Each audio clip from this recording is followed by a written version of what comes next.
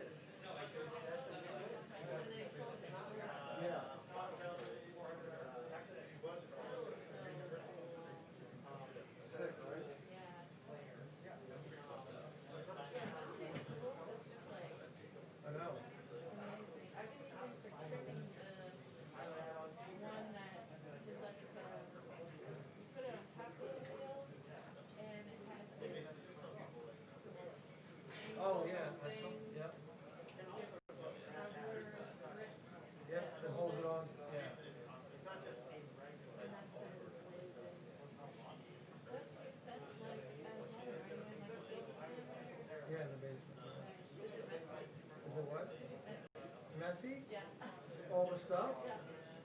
It can, I mean, it can be, I usually have 1 or 2 days of cleanup day. So what I have a process of, I'll throw, and before I would have to clean up after every day. And now I'll throw and then go glaze some stuff. I could move one. I go back to the Is it bent?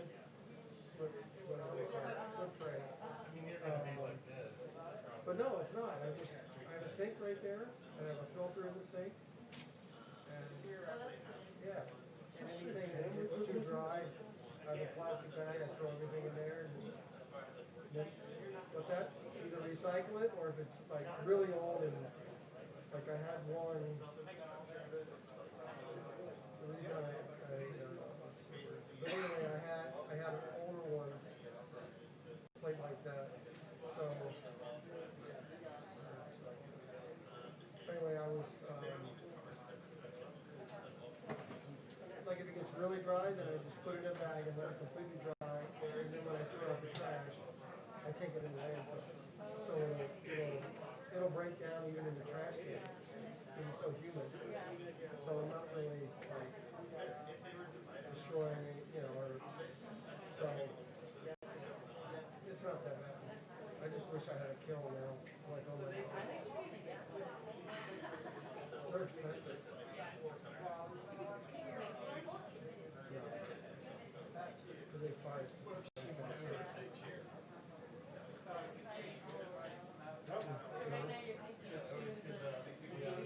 Yeah. A wonderful guy at the torpedo factory. No, mine's not there today.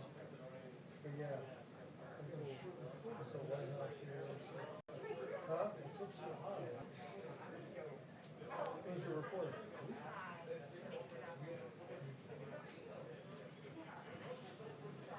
So it's blocking. What's up, Johnny? Breathing the rarefied air of the front row. Let me ask him if he can move it back some. It's scary. Yeah.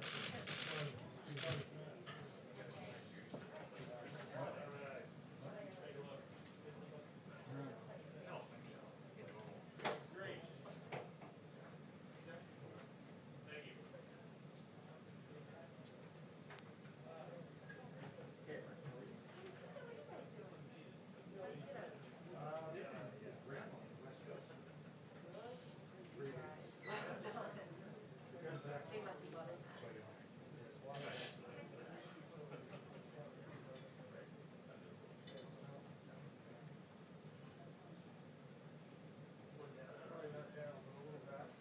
that. Just slide it back a couple inches with the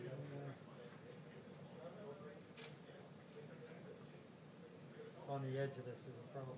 Let me get some tape. Tape down the front of it.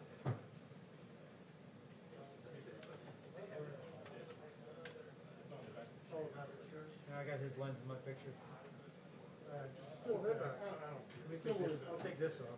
How's that? Let's sit down.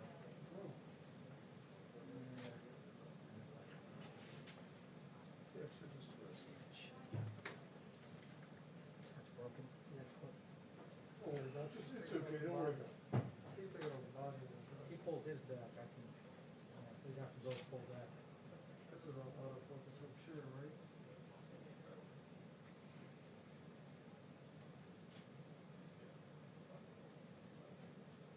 Yeah, here's a picture. It would be better if you just didn't use over one chair. I don't see why. Okay, this camera in the shot anyway. Is it possible just to move the cool person over one chair? Guess for today, why not? Yeah. Well, just to get under. Of course. I can move that, if that's what Oh, Jaden's camera in that picture. Huh? Just put it back. Move the slide this back a little bit. I can go back this far right here. Without changing anything.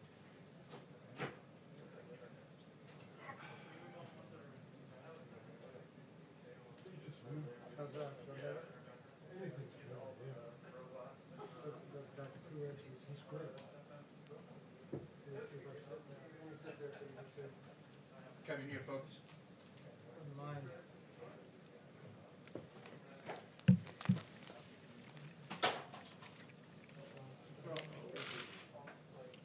Got it? Good.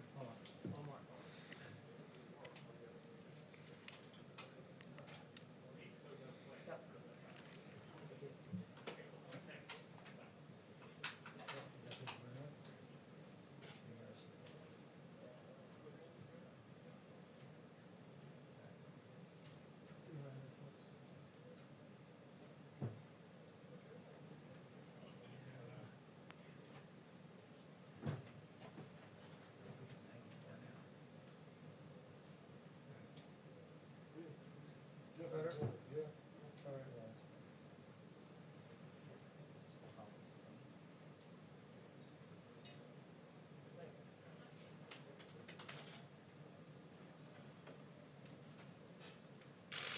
Get him. That's it. Get him. Sir. Sir.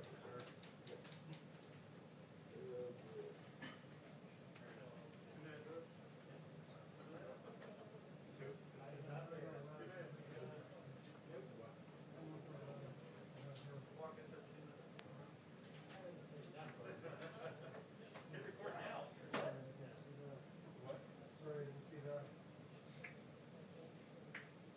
It's your fourth fight, Doug? Hell yeah.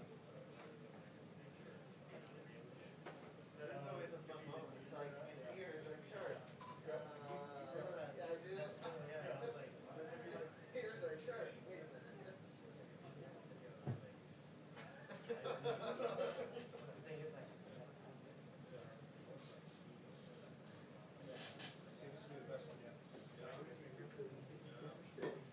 All right. Thanks. I'm nervous.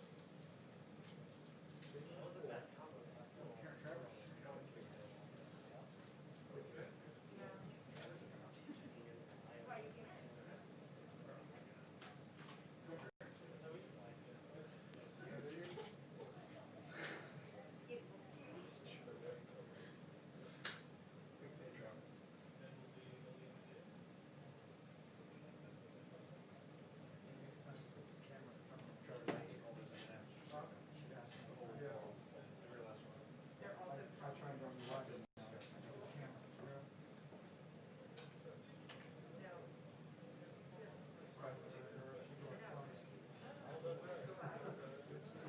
No, no, go ahead.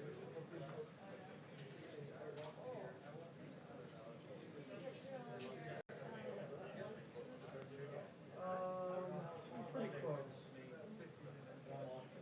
I think I probably have like another 20, maybe 30. Depends how picky I get. Yes, sir. We do have video. Smells. They're out. I'm out. Sorry, David. You want to stay? Fun distance? Oh, I love your map.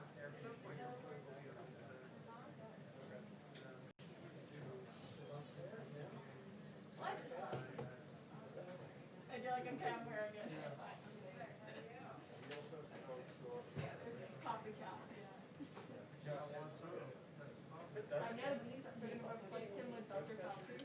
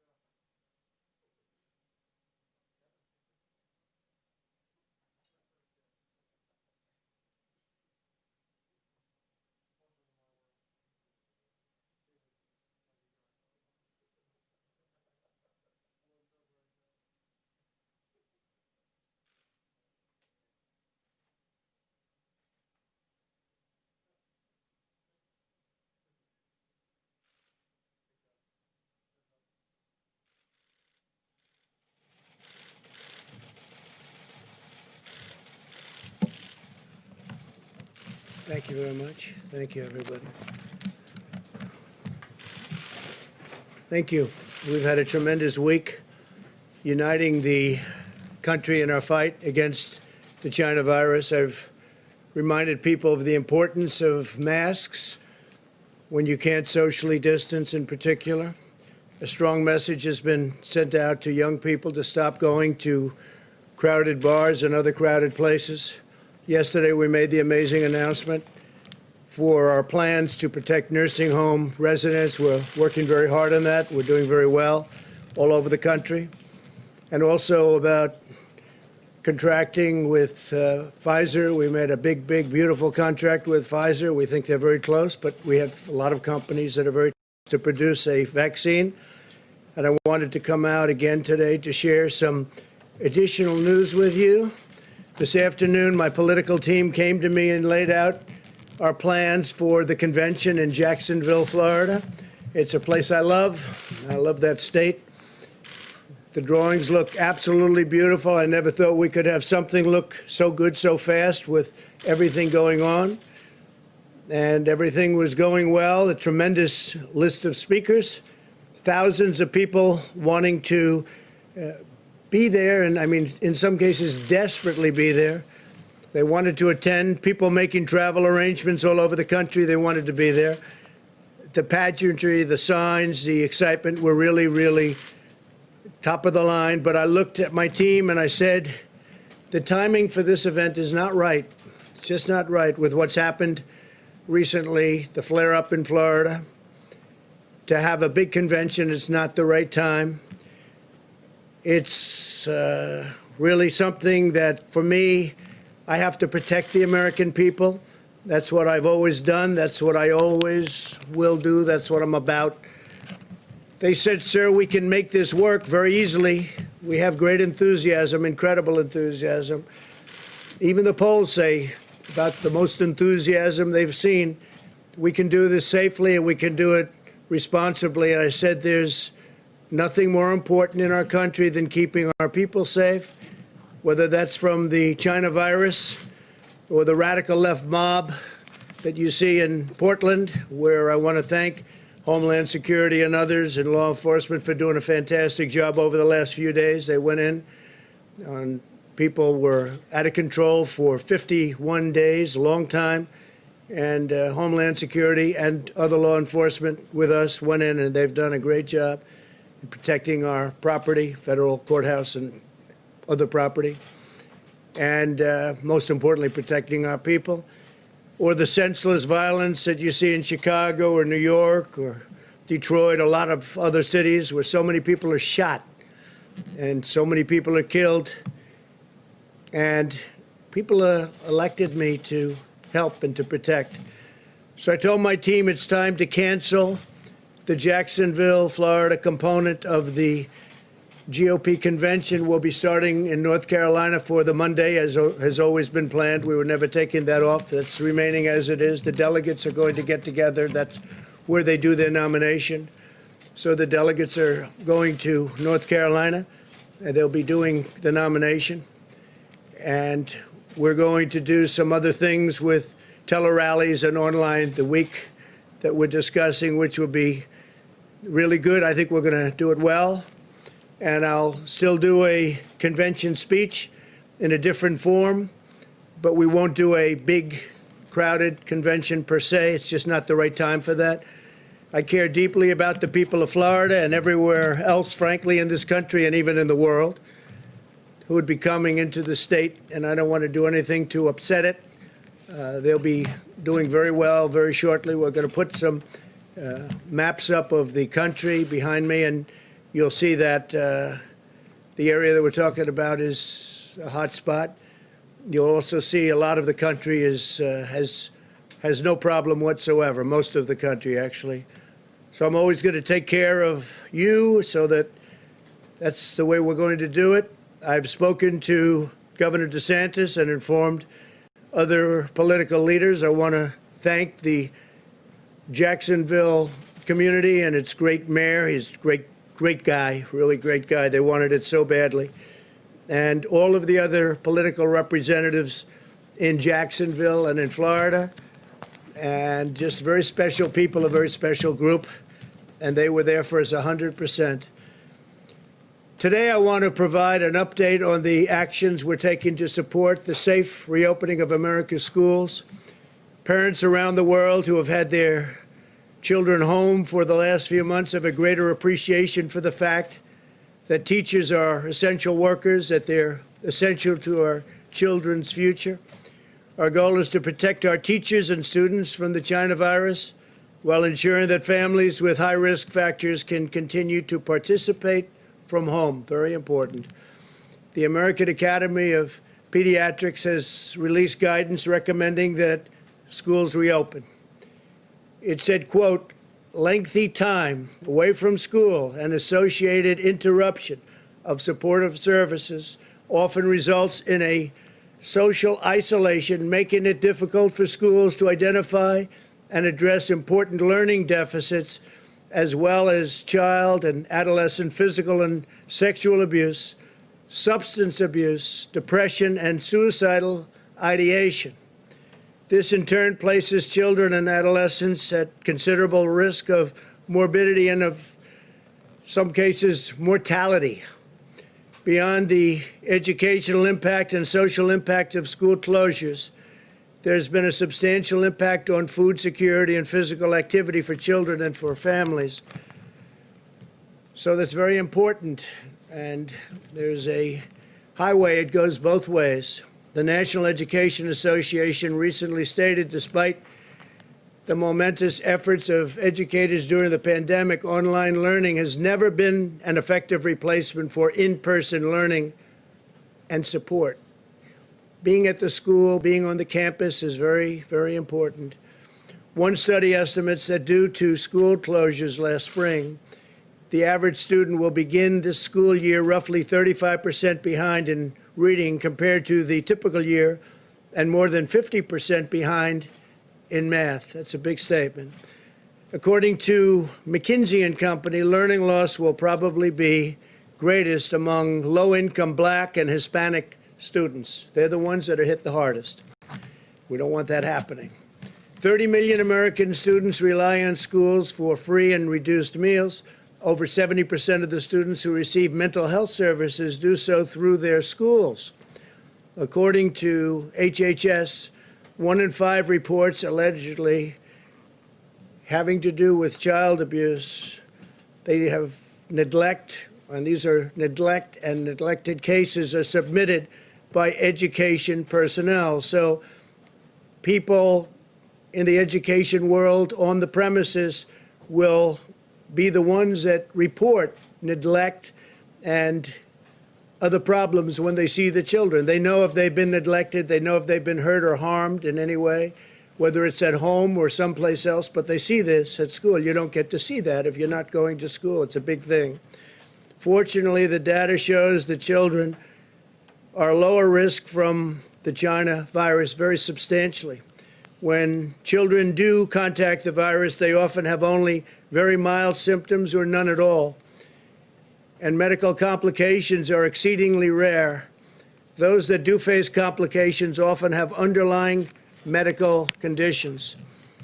99% of all China virus hospitalizations are adults, and 99.96% of all fatalities are adults. That means that children are a tiny percentage, less than 1%, and even a small percentage of 1%.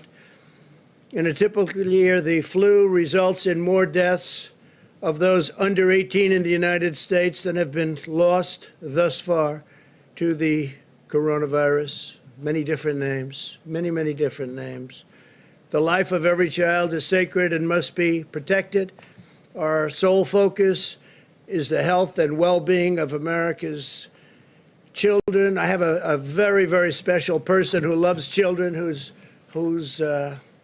I think one of the greatest athletes of all time. A lot of people say the greatest pitcher of all time. Known as a relief pitcher, could have been whatever he wanted. Some people, he is the greatest reliever of all time by far, substantially more saves than anybody else. In fact, he got the Presidential Medal of Freedom recently. And I'm reading off these stats. I knew he was the best. I knew he was great, but I didn't know it was almost double anybody else. But he's a man who loves children, has children, loves children, works hard with children. We're going to go outside and be with some little leaguers. Mariano Rivera, you know, he's the Sandman, right? My wife said, darling, why do they call him the Sandman? I said, you know, they play the song. He just puts the batters to sleep. And that's exactly what happened. So having Mariano here is a great honor. Thank you very much. Was talking about children in schools. And there's nobody that's done more than you have. Thank you very much, Mariano. Fantastic man. Given these considerations, we believe many school districts can now reopen safely, provided they implement mitigation measures and health protocols to protect families, protect teachers, and to protect students. And we do have to protect the teachers and the families also. We have to remember that all families should be empowered to make the decision that is right for their own circumstance. This is especially important if a child has underlying health conditions or lives with a parent or grandparent who's at higher risk. In cities or states that are current hotspots, and you'll see that in the map behind me, districts may need to delay reopening for a few weeks, and that's possible. That'll be up to governors. The decision should be made based on the data and the facts on the grounds in each community, but every district should be actively making preparations to open. Again, the children obviously have a very strong immune system, maybe even as strong as yours. They seem to be able to fight it off and not have a problem. So it's pretty amazing, actually. Great, great credit. Our strategy to safely reopen schools mirrors our approach nationwide. As we race toward the completion of a vaccine and therapeutics, the responsible path is to shelter those at highest risk while allowing those at lower risk, much lower in the case of young children, to resume work at school, and as long as everyone practices vigilant hygiene and social distancing. We want that. A permanent shutdown was never the strategy which would ultimately lead to greater mortality and irreversible harms. We don't want to do that. At the same time, we have to get our economy going. We had tremendous numbers issued yesterday. Housing prices, pricing of housing up 21%. It's the highest in history. It's the highest number in history. Real estate housing went up 21%. Today, the CDC will provide additional guidance for how schools can reopen safely. I hope that local leaders put the full health and well-being of their students first and make the right decision for children, parents, teachers, and not make political decisions. This isn't about politics. It's about something very, very important. This is not about politics. I even think it's bad politics if you do the wrong decision, very bad politics. We're asking Congress to provide $105 billion to schools as part of the next coronavirus relief bill. This funding will support mitigation measures such as smaller class sizes, more teachers and teacher aides, repurposing spaces to practice social distancing, and crucially, mask wearing. This money is in addition to the $30 billion we secured for schools and universities earlier this year.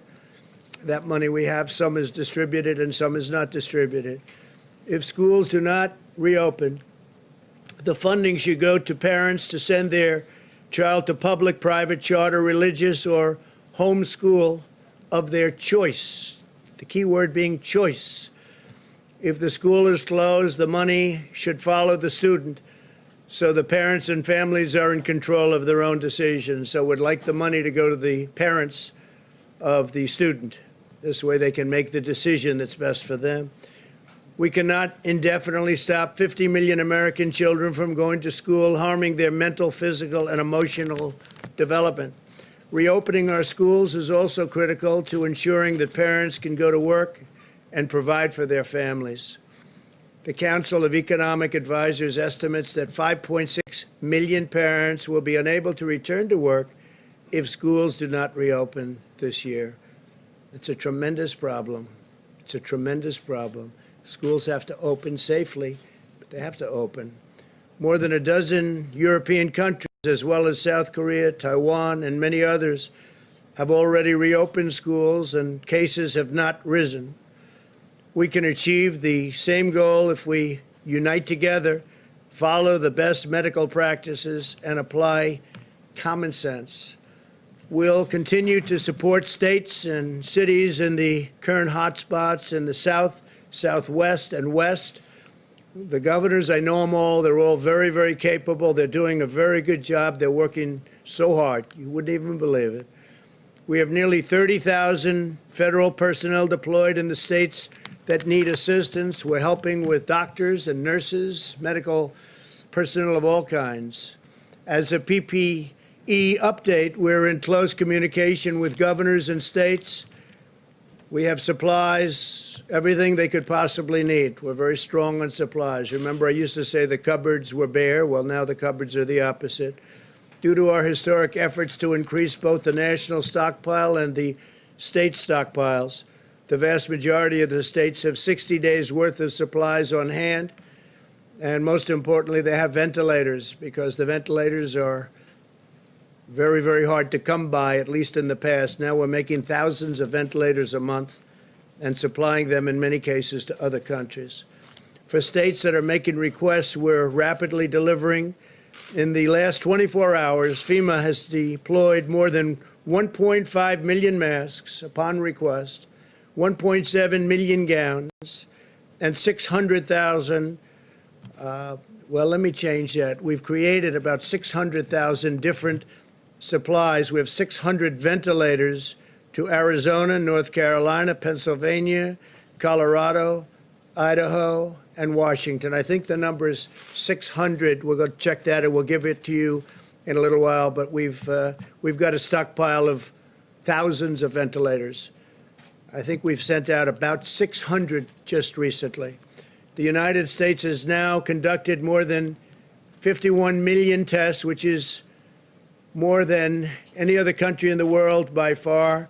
Roughly half of the tests are either the rapid point of care tests, which frankly solves a lot of problem and delay, 5 to 15 minutes instead of waiting for service both ways in both directions and then at the lab. But roughly half of them now, which is a tremendous increase, are 5 to 15-minute tests, or tests done in a hospital where you get the results back in less than a day, in some cases immediately. We're continuing to surge testing to current hotspots such as Miami and Phoenix to detect those with the virus and take steps to stop from spreading it further. This is a copy of the map, and this is, you have it right behind me. That's really very much indicating where the problems are. You see from that, it's in great shape, lots of it. The Northeast has become very clean. The country is in very good shape, other than if you look south and west, some problems. That'll all work out. On therapies, we've worked with Florida to ensure that over 40,000 vials of remdesivir are arriving this week. It's a lot. That's a lot. They're working round the clock to make it. It's had a tremendous impact. We've also shipped thousands of vials to Arizona, California, and Texas over the past 2 weeks. Arizona's doing very well. It's heading down. The numbers are heading down, I think, very quickly. Governor's done a great job. They've all done a great job. They've all done a great job, working hard. We'll continue to monitor the areas rising and with respect to cases, and we ask all Americans to exercise vigilance, practice social distancing, wear a mask, do whatever is necessary so we get rid of this horrible situation, this horrible disease that was sent to us by China. It should not have been sent. They should have stopped it. They could have stopped it. They didn't. And the entire world has gotten infected. And a lot of countries are going through a lot right now. This morning I spoke with President Putin of Russia, and they're going through a very hard time with this, in Moscow in particular. I spoke to the Crown Prince, Saudi Arabia. They're doing well, but they're going through a lot. Everybody's going through a lot. Yesterday I spoke to the heads of 4 different countries. All 4 are going through a lot, going through a hard time. This could have been stopped. It could have been stopped quickly and easily, but for some reason it wasn't. And we'll figure out what that reason was. So with that, if you have any questions, please. On the convention, were you simply not convinced that you could keep people safe at the convention? I just felt it was wrong, Steve, to have people going to what turned out to be a hot spot. You know, when we chose it, it was not at all hot. It was free. And all of a sudden it happened quickly. It happens quickly. And it goes away, and it goes away quickly. The key is we wanted to go away without a lot of death, without a lot of problems. And we're learning so much about the disease. That's why we're very cognizant of nursing homes. We're watching them very carefully. And people over a certain age, and especially people over a certain age with diabetes or heart disease in particular, but with a problem. So we didn't want to take any chances. So we had a lot of people. We have the delegates want to be there. We're going to do a fairly reasonably quick meeting in North Carolina. The nomination will be produced. And then we'll announce what we're doing, how we're doing it, whether it's something that's done online, I guess you could call it, online. So there could be nothing like our last convention, unfortunately. That was a great convention and in a great place, as you know. We had a great time in Cleveland.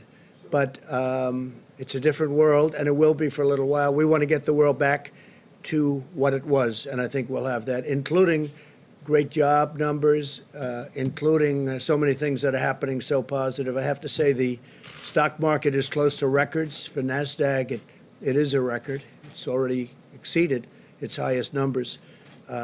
But we want to get our country back to what it was. So would your acceptance speech be from the White House, and are you worried? We haven't said that yet, Steve. We'll have that. We'll probably announce that over the next few days. Are you worried this might dampen enthusiasm for you? Look, we've done a great job. We built the greatest economy in the world. Nobody close. Not China, not anybody. We had to close it. We saved millions of lives, and we opened it. But we had the best numbers in history for African Americans, Hispanic Americans, Asian Americans, every group you want to name. Young people without a diploma, young people with a high school diploma, with a college diploma, anything you want to name. We had the best numbers.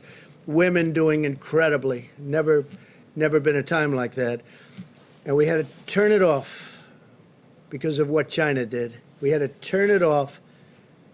And then all of a sudden, now we turn it back on, and we're doing very well. But it was very bad. China, speaking about China, the trade deal means less to me now than it did when I made it. When I made it, it was a great deal. But they're setting records. Yesterday was a record corn day. They purchased more corn than any order ever. And that went on for 2 or 3 days, and soybeans and all. But it just means much less to me. Can you understand that? Just means much less to me. Please, go ahead. Thank you. What was the one thing, if there was one thing that changed your mind about the convention, and did Florida officials ask you to cancel it? No, they didn't. We're dealing with them, but they didn't. I would just say safety. Just safety. I could see the media saying, oh, this is very unsafe. I don't want to be in that position. It's safety, not because of the media, but that's what they would say. And we'll have a very nice something. We'll figure it out. It'll be online in some form. Maybe it'll be something even a little bit different. We have time. You know, we're talking about the end of August. But I think it'll be something that will be exciting. But there can be nothing like having 25,000 people. We had a tremendous thing planned tremendous convention planned in North Carolina. And it would have been very good, but a much smaller version in Florida. But then we saw what was happening pretty quickly. We saw that the virus was coming up that coast. So, Do you think it's an acknowledgement of the severity of the situation in Florida? no, I think it's going to come and go. It will. I mean, you take a look at some of these locations. We're heavily infected. I mean, to a point where Deborah and I were talking that, you know, when you look at what happened in New York and what happened in New Jersey and other places, looking and it's gone. Hope it stays gone. I think it will. But we have to be vigilant. We have to be careful, and we also have to set an example. I think setting the example is very important. It's hard for us to say we're going to have a lot of people packed in a room and then other people shouldn't do it. Don't forget, we're talking about schools, and we want them to be vigilant, and we're saying open, and then we're saying, here you have a big room. But I also, if you notice, I said where bars are crowded, where other things are crowded. Well, there's nothing more crowded than a convention. A convention, I mean, you've seen them. And even though you try and keep people away from each other, it's just not that kind of a thing. They probably can't do that. It just doesn't work for them. So it's a very hard. So I think we're setting an example by doing it. It's very important. Yeah, John. Mr. President, if I could come back to school openings. You talked about money that Congress is looking at to help schools who want to reopen. If a school wants to reopen but is concerned about testing, would you consider directing some of that money toward testing for either a school district or even individual schools, if that's what it took to open the schools? Yeah, I think so. I mean, a lot of people feel differently about testing. We talk about it a lot. When we have 50 million tests plus, and you know we broke the 50 million test mark. Second in the world is India, which has 1.4 billion people, and they had 12 million tests. And other countries that are very big had 2 million tests. And some countries essentially only test if you're sick and walk into a hospital, walk into a doctor's office, or you're literally really sick. They essentially don't do tests unless you're sick. And I understand that too. So yeah, if they feel that that's what they want, that would be fine. You would tell Congress, you would encourage Congress to pay for testing for school I would if they want. Again, we've done 50 million tests. There's nobody even close in the whole world. You look at our mortality rate, you look at our death rate, you look at different statistics. We're doing very well, but one death is too many. This should never have happened. This should never have been allowed to happen from China. Also, Mitch McConnell's office just put out a statement a moment ago about the Phase 4 relief package, CARES 2, saying, quote, it's tailored precisely for this phase of the crisis. Yet it does not include your payroll tax cut. So do you believe it's perfectly Yeah, I'd like to tailored? see a payroll tax cut. I think it's great for the workers. The Democrats would never have gone for it. They don't want it. They're not big into the workers, I guess. And based on that, I told them last night, I told the Republicans who have been working very hard on this, I'll tell you, and they want what's right for the country. And hopefully the Democrats ultimately will. But I said, I think a payroll tax would be good, but you're not going to get it from the Democrats. We need their votes, as you know. It's not like, you know, we have a majority, but it's not enough that's why I guess we have an election coming up. So you still need Democrat votes, and we're not going to get the Democrat votes on that. So I'd like to see it. I think it would be very good for the workers. But if we're not going to get their votes, I guess we have to go on to the next thing. A payroll tax cut would have been very good. And maybe something happens. Yes, please. You talk about setting an example on Jacksonville, but I just wonder, some people are going to take away from this the lesson that you're pushing too far, too fast. It seemed for a while the numbers were going up in Jacksonville and you were going to have a problem there. This comes up at a time you're pushing for schools to reopen. You have the opening of the Major League Baseball season. Isn't the example of Jacksonville that we're pushing too fast? Well, baseball, as an example, we were discussing it a little while ago. You're going to be at an empty stadium. I've agreed. Randy Levine's a great friend of mine from the Yankees. He asked me to throw out the first pitch, and I think I'm doing that on August 15th at Yankee Stadium. And I say, how's the crowd going to be?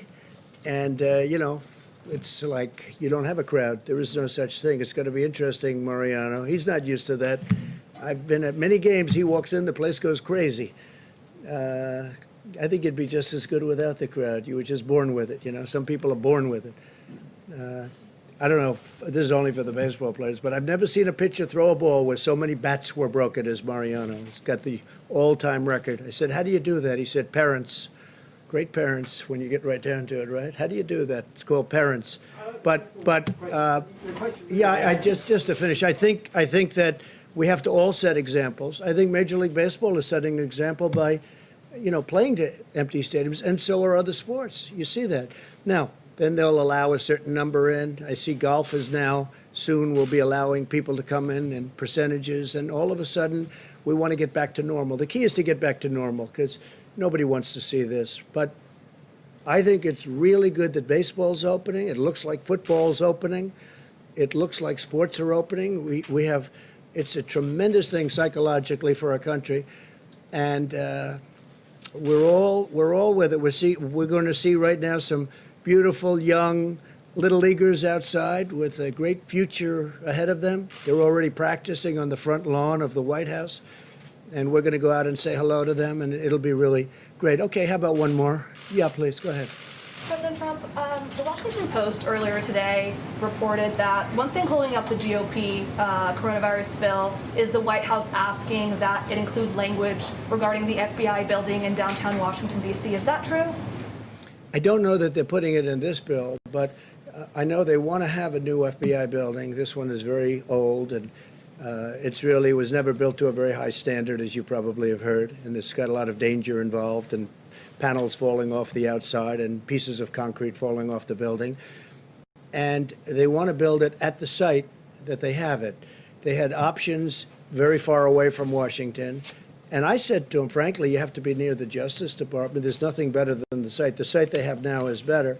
But they were looking at sites in Maryland and Virginia and different places, but they would have been too far away. So I have been encouraging them to build it, and if you have a choice. You can renovate the existing building, but it's not a good building, or you could take it down and build a great building for the FBI for 100 years and have it be incredible, even with tracks on top. They're talking about, we have, because FBI people like to work out a lot, and you could have literally quarter-mile tracks on top. It's a very big site, very wide site. So I think the best idea would be to build a new building, and that way you have it for a long time. Renovation can never be as good as a new building in that case. I know they're talking about it, whether or not they put it in this bill or someplace else, but the FBI needs a new building, and we'll get it done. Thank you all very much. Thank you. Thank you very much.